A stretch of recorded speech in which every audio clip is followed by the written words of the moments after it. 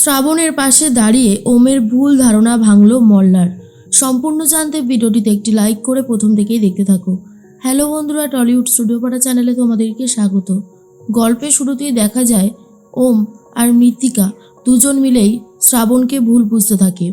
ভাবে শ্রাবণী হয়তো তিন্নির অপারেশনের জন্য 10 লক্ষ টাকা হাতিয়ে নিয়েছে আর এখন মাস্কম্যানের ওপর দোষ চাপাচ্ছে। তখনই মৃত্তিকা বলে, ভাবতে পারছি না শ্রাবণ, শেষ পর্যন্ত তুমি এই রকম একটা চাল দিলে, ভাবাই যায় না। ওম বেটা, এবার তুমি কি বলবে বলো? তখনই ওম বলে, শ্রাবণ, তুমি যে টাকা চুরি করতে পারো এটা আমি স্বপ্নেও ভাবতে পারিনি। তুমি কিনা শেষে এইভাবে টাকা চুরি করলে। শ্রাবণ তখন বারবার এটা বলতে চায় যে শ্রাবণ কোনো টাকা চুরি করেনি, শ্রাবণ মরে যাবে তবুও টাকা পয়সা নেবে না কারুর থেকে। কিন্তু ওম শ্রাবণকে ভুল বুঝে যায়।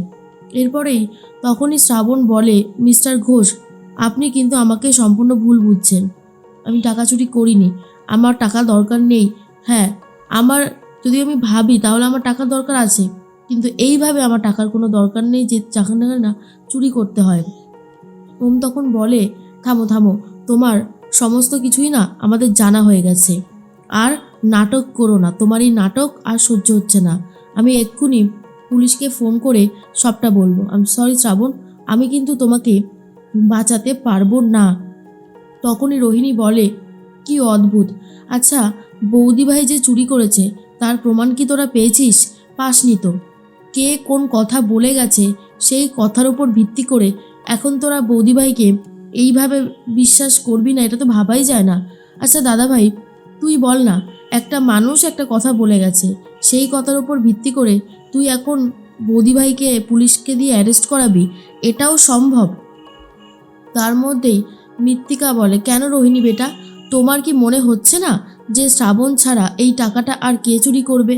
দেখো, শ্রাবণ তো নিজেই এই টাকাটা দায়িত্ব করে রেখেছিল, চাবিটা ওর কাছেই ছিল।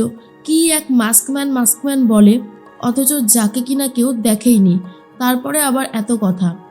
আমি যেটা বলছি ভালো করে শোনো, এটা শ্রাবণ ছাড়া অন্য কারোর কাজ হতেই পারে না, আমি তোমায় বলে দিচ্ছি।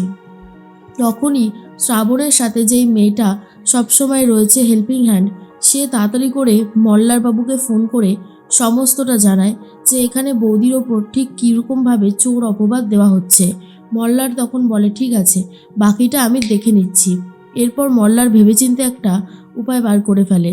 আর তারপরে ওম যখন শ্রাবণকে বলে, তোমাকে তো এই বাড়ি থেকে বার করে দেওয়াই হবে, এমনকি তোমাকে উচিত শাস্তিও দেওয়া হবে, তুমি কোনোভাবেই পার পাবে না শ্রাবণ। এর মধ্যেই ওমের কাছে ফোন চলে এসেছে। ফোন করেছে মল্লার বাবু আর বলে, আমি শেঠজি বলছি। তখনই ওম বলে, হ্যাঁ বলুন, শ্রাবণকে নিশ্চয়ই দিতে হবে। তখনই শেঠজি বলে, না না, শ্রাবণকে তো দিতে হবে, এমনকি সবাইকেই শুনতে হবে। আপনি এক কাজ করুন, ফোনটা স্পিকারে দিন, আমি শ্রাবণকে কথাটা বলে দিচ্ছি। তখনই শ্রাবণ মনে মনে ভাবে, মল্লার বাবু আবার এই সময় কি কথা বলবে। এরপরেই মল্লারবাবু বলে, শ্রাবণ, তোমার তিন্নির অপারেশনের জন্য 10 লক্ষ টাকা আমি হসপিটালে জমা করে দিয়েছি, তোমার গানের অ্যালবামের জন্য সেই 10 লক্ষ টাকা। আশা করি তোমার আর কোনো প্রবলেম হবে না। কথাটা শোনার পর ওম চমকে যায় আর বলে, বাবা, আপনি তো দেখছি শ্রাবণের সমস্ত খুঁটিনাটি ডিটেলস জানেন। তখনই মল্লারবাবু বলে, হ্যাঁ, জানতে তো হবেই, যতই হোক একজনের অসুস্থতার বলে কথা, তার খেয়াল না রাখলে হয়? আর সবথেকে বড় কথা হচ্ছে, মানুষ মানুষের জন্য, মানুষ যদি তার কর্তব্য করতে ভুলে যায় না, তাহলে ভীষণ সমস্যা, জানেন তো?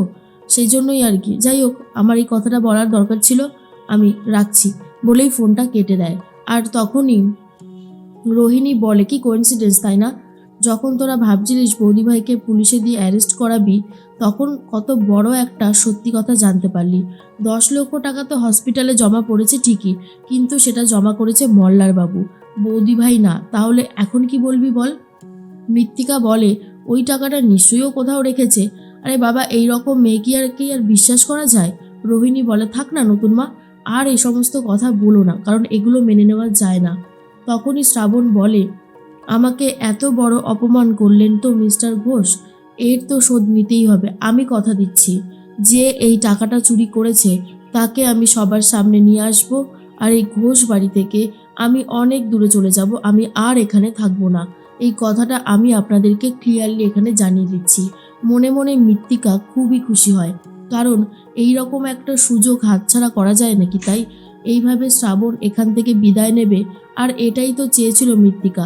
কারণ ঘোষ বাড়িতে সুখে শান্তিতে সংসার করা মৃত্তিকার কোনোভাবেই ধাঁচে নেই। মৃত্তিকা চায় সমস্ত পয়সা কুড়ি নিয়ে নিজের নামে সমস্ত সম্পত্তি করিয়ে নিতে, কিন্তু দাদু চেয়েছিল একটা সুখের সংসার।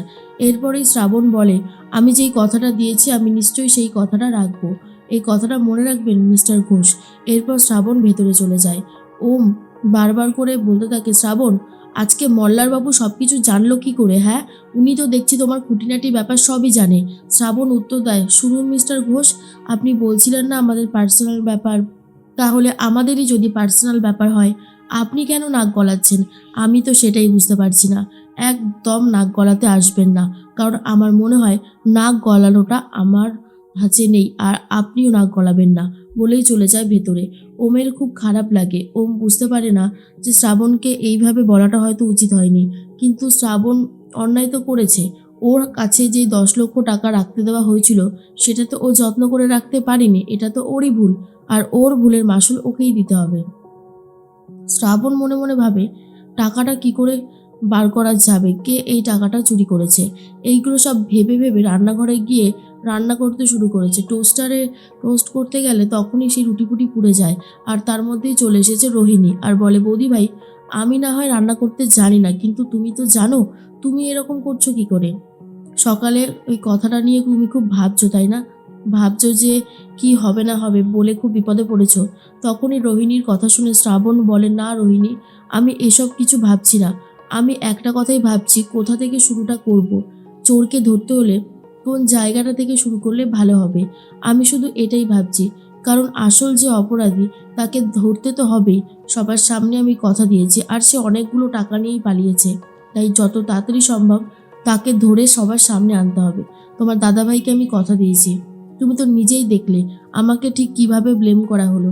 আজকে যদি মল্লারবাবু ঠিক সময় ফোন না করতেন, আমি হয়তো এই সময় পুলিশ অফিসারের ওখানে থাকতাম, জেলে থাকতাম। তো বুঝতেই পারছো আমার কতটা কষ্ট হচ্ছে। রোহিণী বলে, স্বাভাবিক, কষ্ট হওয়াটাই স্বাভাবিক, তুমি চিন্তা করো না, তুমি ঠিক খুঁজে পাবে, দেখবে। শ্রাবণ রাধা মাধবকে ডাকতে থাকে যে, তুমি আমাকে একটা অন্তত পথ দেখাও যাতে আমি ওই চোরকে ধরতে পারি আর সবার সামনে আনতে পারি।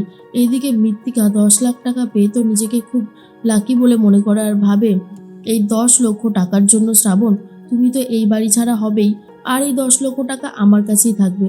ভালো যা লাগছে তোমাকে বলে বোঝাতে পারবো না, কিন্তু শ্রাবণ আসছে মৃত্তিকাকেই ধরতে।